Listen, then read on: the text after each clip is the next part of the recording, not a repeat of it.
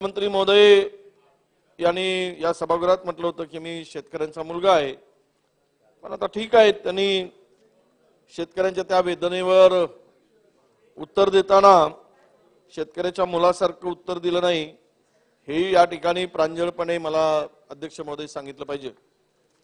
अध्यक्ष महोदय, खरंच तर शेतकऱ्याचे अनेक प्रश्न या सभागृहामध्ये या अधिवेशनामध्ये धसाच लागतील अशी अपेक्षा होती। अध्यक्ष महोदय, दुष्काळासाठीचे आपण 2-2 JR काढलात, या एकूणच शेतकऱ्यांच्या संपूर्ण व्यथाची जाणीव दुष्काळाने आणि अवकाळी पावसाने फार वाईट अशी अवस्था आहे। अध्यक्ष महोदय, तुम्हाला एक नमूद केलं पाहिजे या ठिकाणी की हे सगळं झालं असलं तरी दुष्काळी परिस्थितीवर सब कमिटी जी असते, कॅबिनेटची मीटिंग झाली, त्यानंतर सब कमिटीची मीटिंग घेतली, त्या मदतीसाठी जर केंद्राकडे प्रस्ताव पाठवला आणि केंद्राने पाहणी करूनही घेतली अध्यक्ष महोदय, पण आता केंद्राकडून 40 तालुक्याप्रमाणे ट्रिगर 1 मधील 194 तालुक्यांना मदत मिळेल अशी अपेक्षा होती। अध्यक्ष महोदय, दुष्काळासाठी मंडळाचा घटक म्हणून समावेश न करता तुम्ही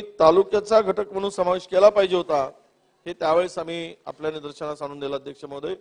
आणि केवळ हा प्रश्न विचारतो, आवाज उठवतो म्हणून आम्हाला विरोध करण्यासाठी आडमुठाची भूमिका आपण घेऊ नका, ही सुद्धा मागणी आम्ही आपल्याकडे करतोय। संख्याबळ आमचं कमी आहे, तुमच्याकडे संख्याबळ जास्त आहे, पण यातून आमच्या भूमिकाचा सुद्धा विचार, आम्ही मांडलेल्या प्रश्नाचं गांभीर्य हे अगदी सहज घेऊ नका। महाराष्ट्रातील जनता, हे 18 करोड जनता ही आपल्या सगळ्या अधिवेशनाकडे लाईव्ह बघत असते, डोळे लावून बसली आहे।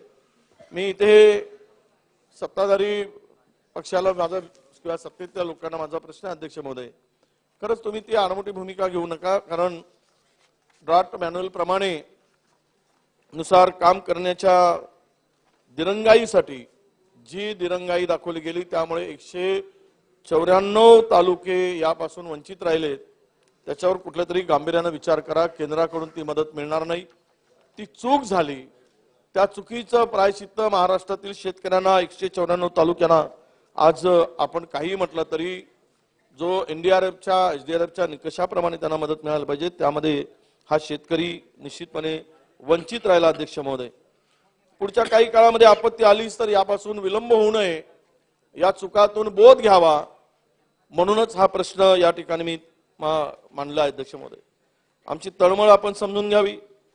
शेतीमालाला जे काय आता दर मिळत आहेत त्यामध्ये शेतकरी पिछला जातोय, कापूस असेल, सोयाबीन असेल, आणि ही केंद्र जी आहेत, खरेदी केंद्र ही मोठ्या प्रमाणात उघडायला पाहिजेत।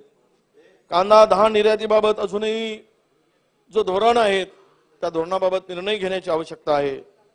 मला देवेंद्रजी ज्यावेळेस इथेनॉलच्या प्रश्नावर दिल्लीला जाऊन आलेत आणि घातलेली बंदी उठवली, मला इथे विनंती आहे की तुमचं ऐकलं जातं, तुमचं वजन आहे, खरं तर या राज्याचा रिमोट कंट्रोल म्हणून नागपूरकर आहेत, या पद्धतीनं जर तुमचं ऐकलं जात असेल तर मग या आमच्या विदर्भातील संत्र्यांच्या संदर्भात अध्यक्ष महोदय, संत्रा असेल, साखर असेल, या निर्यात अनुदानासाठी दिल्लीला आपण जाऊन या आणि तो वजन आपण वापरावं अशी माझी आपल्याला, किंवा धानाचं निर्यात शुल्क असेल तोही आपण बंद करा आणि एकदा दिल्लीला जाऊन या अशी आमची त्यांना विनंती आहे। अध्यक्ष महोदय, परवा चव्हाण साहेबांच्यावर कोण टिप्पणी केली, ज्यांचं वजन दिल्लीत ज्यांचं वजन आहे त्यांनी जावं, त्यामुळे ते आपल्यालाही लागू होतं हे विसरू नका।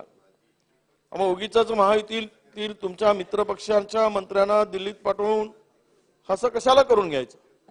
काही जण गेलेत, हात हलवत आलेत।